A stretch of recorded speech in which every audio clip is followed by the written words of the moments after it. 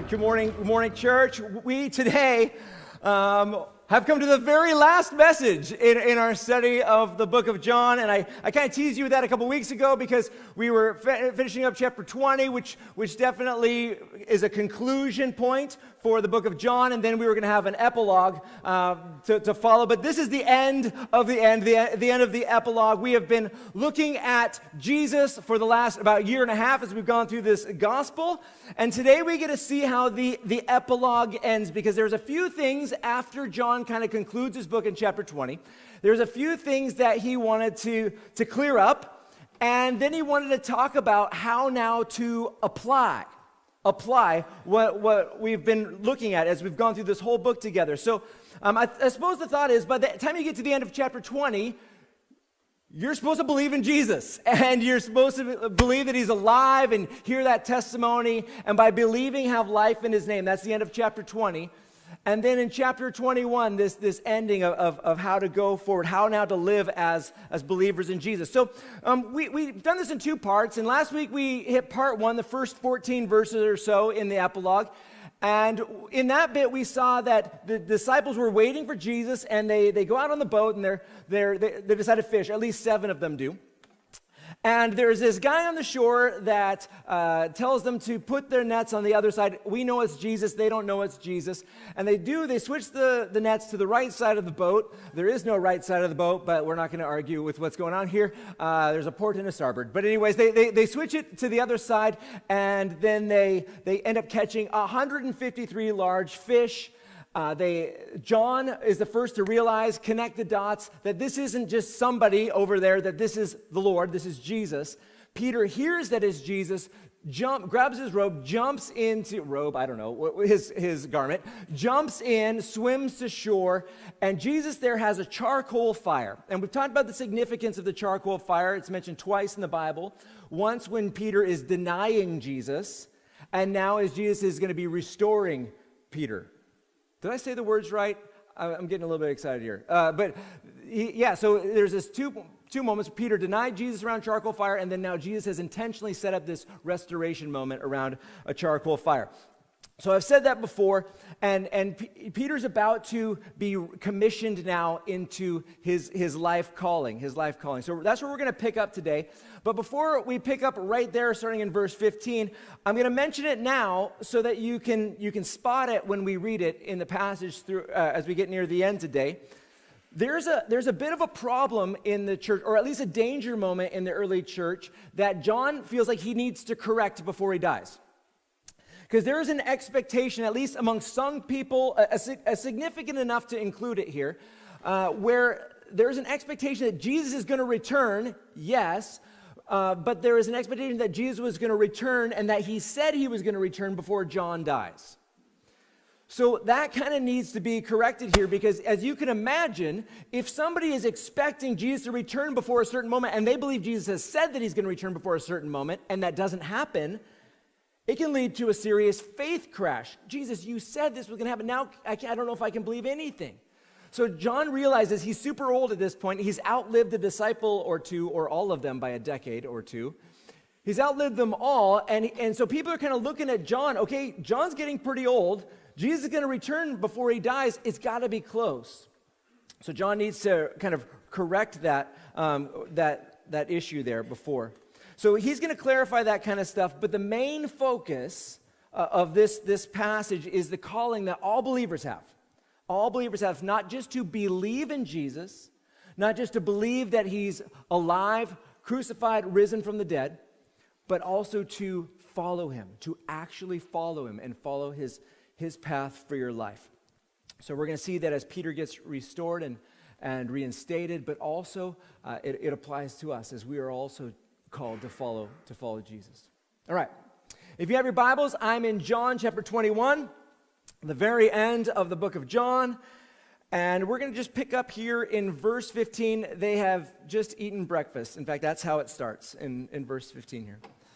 John 21, verse 15, the words are on the screen.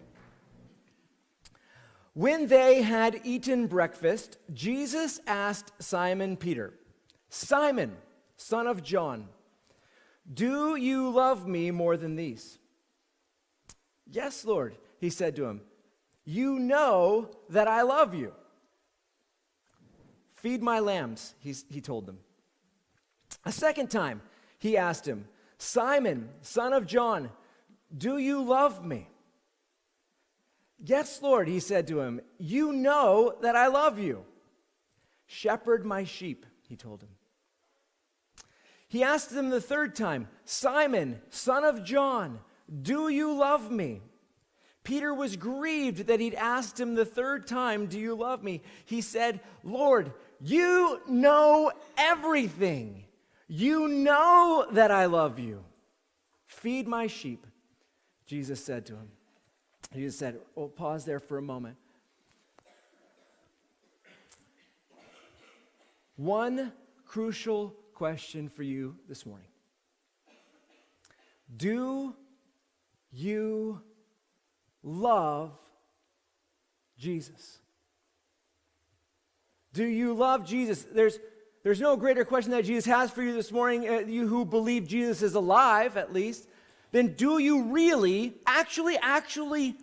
really, truly believe, or do you actually love Jesus? Do you actually love Jesus, like really love Jesus? And just like Peter, we say, yes, clearly that's the right answer in this moment, right? So we know the right answer. Yes, I believe in Jesus. Yes, I love Jesus. And yet again, Jesus asked, do you love him? Do you love him? And this is obviously connected to the reinstating of Peter, right? Peter denied Jesus 3 times, and now he's being asked if he loves Jesus 3 times. And, you know, if I asked you 3 times, do you love Jesus? You'd be like, yes. And I'd be like, do you? And you'd be like, yes. There's 3 comments I want to make about this bit here of the passage before moving on. 3 things to note. You don't have to write them down, but 3 things to note. First of all, in this passage, Jesus calls Peter Simon, son of John. He doesn't call him Cephas or Peter. That's the name that Jesus had given him. You're going to be called Cephas or Peter, but here he goes back to his birth name, Simon, son of John. And I don't think there's any insult going on here. Think of it as, okay, Peter, let's go back to the beginning. Let's go back to the beginning when I first called you. When I called you, you were a fisherman named Simon. And I called you from there. And here we are again, calling you a fisherman named Simon to follow me. And I'm not going to make a big deal of this, but I want to say that many times Jesus brings us back or reminds us, takes us back a step before we go forward a bunch. Sometimes he just takes us back a step before we go on forward. And think of this as Jesus inviting Peter into a new beginning, a big step forward, a new beginning, a do-over a bit. Let's try this again, but back to go forward. Now, Peter's experienced some brokenness over the last bit of time. You know, he's been hurt. He's failed in the sense. He's denied Jesus. And a few days earlier, he had said, Jesus, I'm going to lay down my life for you. In fact, the morning he denies him, I would lay down my life for you. The afternoon, the evening, he said that before he denies him. I would lay down my life for you, but he's been humbled. He's been humbled. And Peter gets reinstated here. As he gets reinstated, he gets to confront realistically his failures before he gets to lead the church forward. And it's not a shame thing, it's a reinstatement thing. It's a reinstatement thing. Being humbled by our failures and lightly, gently reminded is huge for us to become who God calls us to become. So we don't get full of ourselves or abusive as leaders. Peter knows this, and he writes this later in 1 Peter, in the book of 1 Peter, chapter 5. He says this to other people after experiencing himself. He says, humble yourselves under the mighty hand of God, and he will lift you up in the proper time or in due time. And it's okay to be humbled a bit and be reminded as we're humbled that we don't want to be shamed or broken by it, but that idea of being humbled as we confront the honesty of where we're at. And then God was ready to lift us up in the proper time. We see that happening here with Peter in this reinstatement moment. 3 denials, 3 do you love me. That's the first comment. The second comment is probably only for half of you here. I want to make a comment on the Greek words for love here, And I want to do that because I've heard lots of preachers talking about it, and maybe you have too, and I want to bring some clarification because I think some clarification is needed. There are two Greek words for love in this passage. One of them is agapao, which is the Greek word for agape, as people would pronounce it here. And then the other one is phileo. Now, it is traditionally thought of that agapao means like superpower love. Like unconditional, perfect love, agapao. And then there's the thought that phileo means like standards, like normal love, like brotherly love, sisterly love, this kind of general. I want you to know that there's a huge amount of overlap in these words. They mean love. That's why it's translated love, right? They mean love. There is a bit of the words that don't overlap, but when you're using these words, sometimes it means the bit that doesn't overlap, but very commonly it just means love. And so when you're looking at this passage, you're looking at the context, what is being communicated, and what I see very clearly as I've gone through this is that there's not a difference going on between, superpower love word and then like brotherly kindness love. They're being used to mean the same thing. There's no insult, there's nothing weird going on here. Let me just show you what's happening here, just to make it simple. Jesus says to Peter, "Do you agapao me?" Peter replies, "Yes, I phileo you." Jesus says, "Do you agapao me?" You know that I phileo you. Do you phileo me? You know everything. You know that I phileo you. Okay, that's how it reads. I mean, we just see it. It's translated love, and that's the right way to translate it. But there is no hint. There's no hint in Peter's responses that he's trying to downgrade what Jesus is saying with the love answer. In fact, Peter's being really emphatic. Do you know that I love you, Jesus? You know. Here in this passage, these words are just being used interchangeably. And that's a good example of not focusing on the differences of words that are different in a passage, but looking into the context makes it clear that they're just meaning the same thing. There's no insult thing. We do this in English. They do this in Greek. Jesus says, "Do you agapao me? Do you agapao me? Do you phileo me?" It's not like he's saying, "Do you superpower love me? Do you superpower love me? Do you at least kind of like me?" That's not what's happening here. That's not what's happening here. We do this in English. You say something once, you say it twice, and then on the third time it changes a little bit. You're amazing. You're amazing. Oh, that's how an American would say. Yeah, hey, good work. I guess it may be. No, you're amazing. You're amazing. You did great.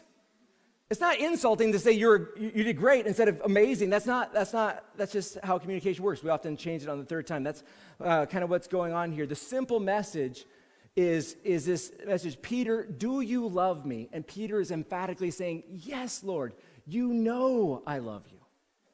You know I love you. If you want to reconnect with Jesus, maybe you've been off a bit. The question that Jesus wants to begin with is, friend, do you love me? Do you love me? Do you love Jesus? Well, here Peter says yes, and Jesus responds saying, feed my lambs, shepherd my sheep, feed my sheep. If you love me, Jesus said in chapter 14 of the book of John, you will do what I command you. Jesus and the author of John, they want to make sure that we know what it is to really love Jesus. It's more than just having warm, fuzzy feelings about Jesus. Loving Jesus means I do what he wants me to do because I love him. Peter, do you love me? Then do this. Then feed my lambs. Peter, do you love me? Then do this. Shepherd my sheep. Peter, do you love me? Then do this. Then feed my sheep. My Bible read through group we did 1 John. We're in that section there. And in 1 John, same author, same John, he makes it as clear as can possibly be in 1 John, connecting doing what God wants us to do and what it is to love God. And he says this in chapter 5 of 1 John. He says this, he says, for this is what love for God is. I'm just going to say that again. For this is what love for God is, to keep his commands. There's the doing connected with this idea of loving God.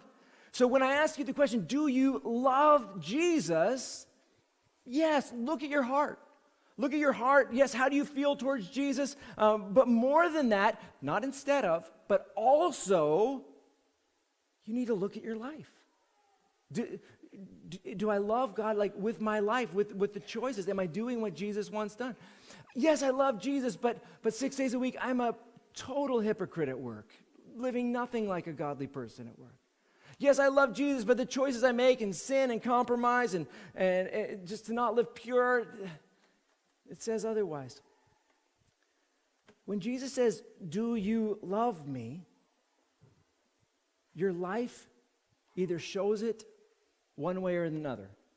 Does it show that, yes, you love him, or does it show that you don't? Do you love Jesus? Do you love Jesus? That's the question that Peter's being asked here. Now, that's not where it ends. Jesus keeps talking, and we continue to read this starting in verse 18.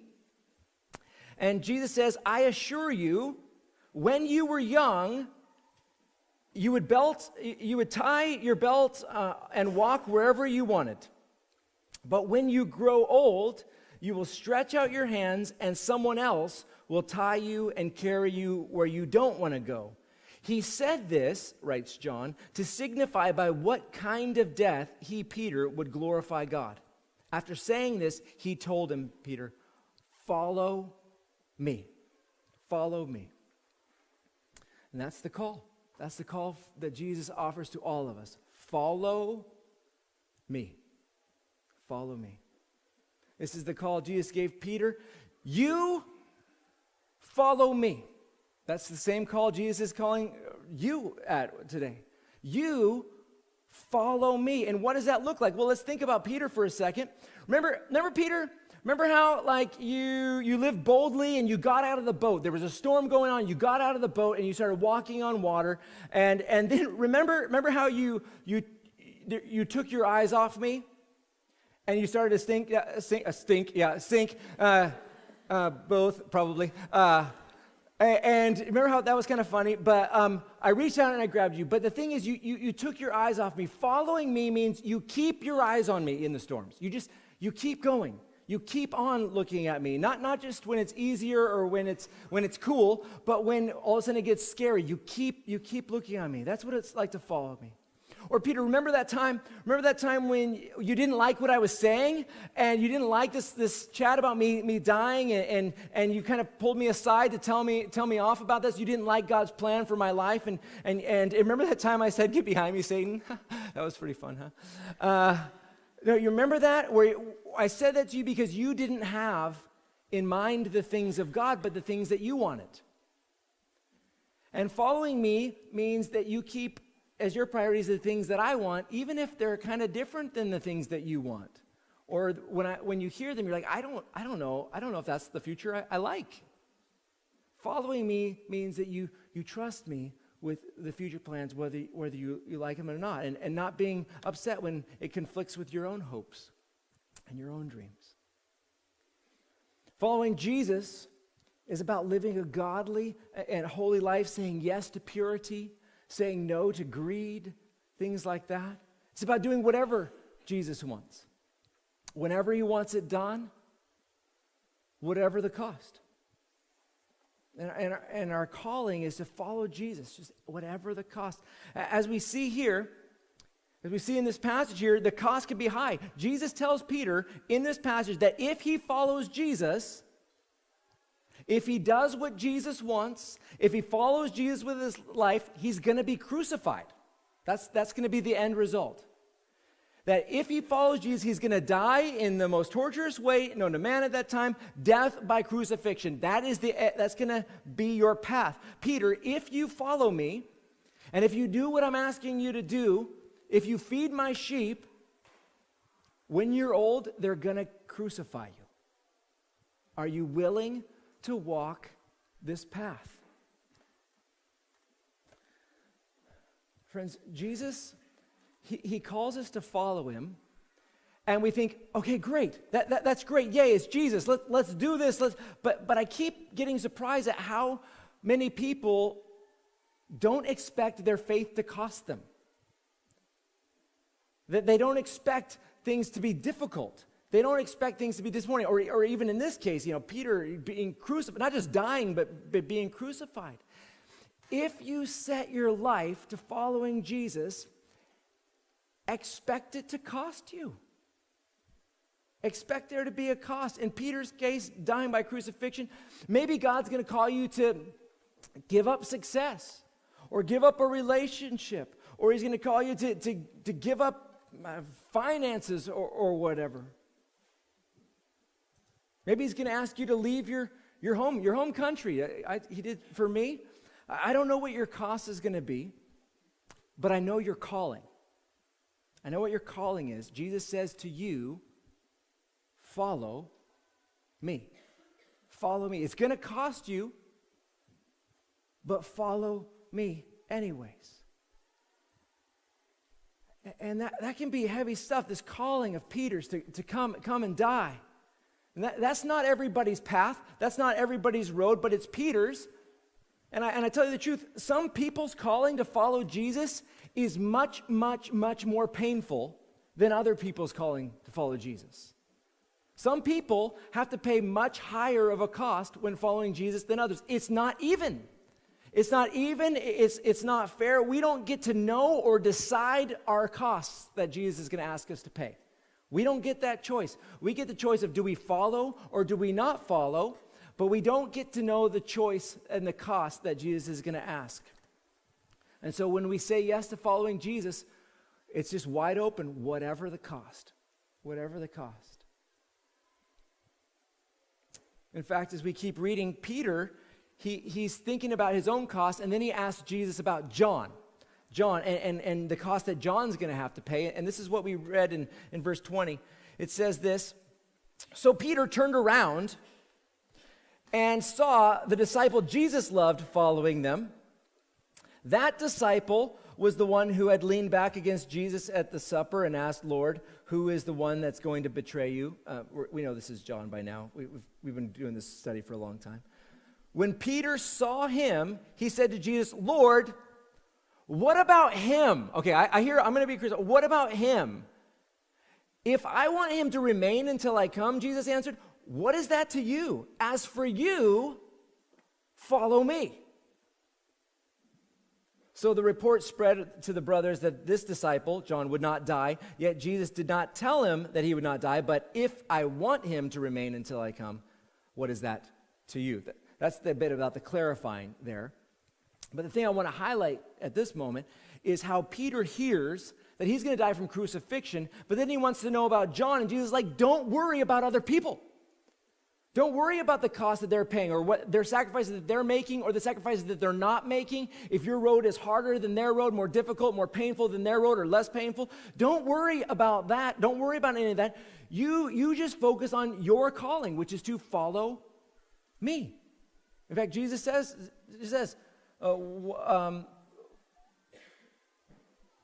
what is that to you? As for you, follow me. And so just that reminder here, don't care or compare your calling and costs with anybody else. Don't care or compare your calling and costs with anybody else. Don't do it. But Lord, I have to suffer. And they don't have to suffer at all. In fact, I'm suffering and they're being blessed and they've got all this favor and it's just going great for them and I'm suffering. They get to keep it all and more. You're asking me to give it all up. I'm sick. They're healthy. Whatever the case may be. Jesus, I'm following you. I'm following you with all my heart, and it just doesn't seem fair. It doesn't seem fair.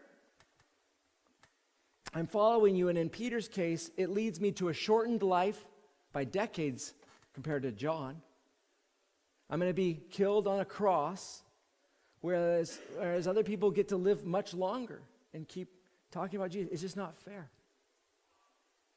Okay, friends, life is not fair. I hope that's not a news flash. Don't compare. You fix your eyes on Jesus. You follow him. And I don't care what your brother or your sister are doing, your call to follow Jesus is unique. Your call to follow Jesus is unique, and it's between you and Jesus. It's about you following Jesus on this unique road. It's not about comparing other people's paths, other people's roads, other people's callings and costs. You just focus on Jesus and follow him. Your path has its own challenges. It's going to have its own challenges. It's going to have its own sacrifices. It's going to have its own pain, its own obstacles. But it's also going to have its own rewards. It's also going to have its own high points. It's also going to have its own victories, the victories that are only on your path.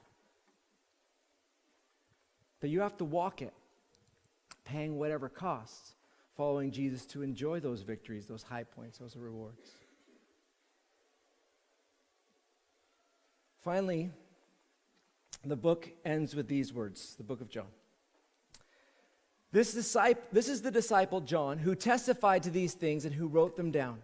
We know that his testimony is true. And there are also many other things that Jesus did, which if they were written one by one, I suppose not even the world itself could contain the books that would be written. And as I've said from the beginning, John has been extremely intentional about his selection of the stories.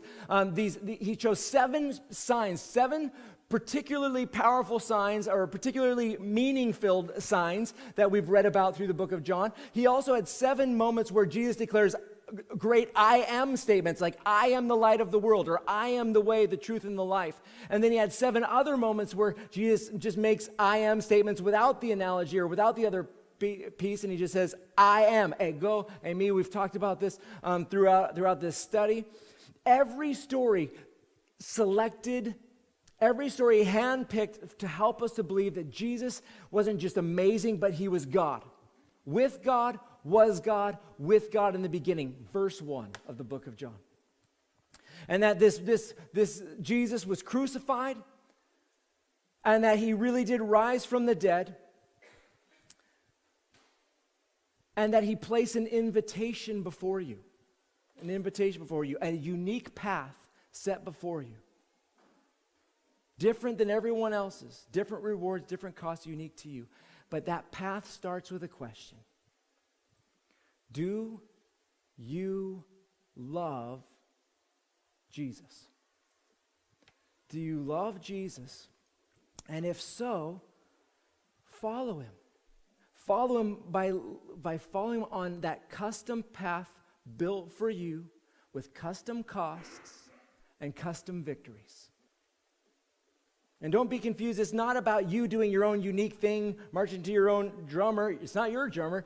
You're marching to Jesus' directives. And you're saying to Jesus, I will follow whatever your path is for me. Whatever your costs are for me, I will follow whatever the cost. If you've given your life to Jesus, how are you doing at loving him? Not just loving him with your heart, although that's an important question. Now, how does my heart feel about Jesus? But also, how is your life at loving Jesus? Are you distracted by a storm or the waves, and are you kind of taking your eyes off Jesus in the hard moments here? Or you feel like Jesus is asking you to give up more than other people's, and you're feeling a little bit upset about that? Jesus, my road is too difficult. This path is too hard. It's not fair that I have to suffer while I'm following you with all my heart, and my path seems more difficult. Are you fighting God on that? If you've not given your life to Jesus, what sits before you is a great invitation. It's like Jesus is standing before you today and say, do you love me? Follow me. Follow me. You can trust me. Follow me. I'll forgive you. I will give you new life, a new beginning, and eternal life with God. And I'll lead you on the good way, the good path that you've been made for, with its own custom victories. If you've not given your life to Jesus, I'll give you an opportunity to do that in a moment. But for now, I've got 3 challenges for us as a church. Challenge number 1 is this: do you love Jesus? What are 3 things that show you do, and 3 things that challenge that idea? If you can think of 3 things that challenge that idea. Secondly, again, commit your life to following Jesus anytime, any place, any cost. Jesus, again, I have been following you with this commitment. Again today, I make that commitment again to you today. Or I haven't really followed you with that commitment, but today I make that commitment. And thirdly, if you feel your path following Jesus is particularly difficult right now, share with your Bible read-through group this week and let them pray for you. Let them pray for strength and endurance and perseverance in God's rescue. Remember, Peter was sinking, and Jesus reached out his hand quickly and rescued him. And he does that. He does that for us when we're sinking as well, as we call out to him.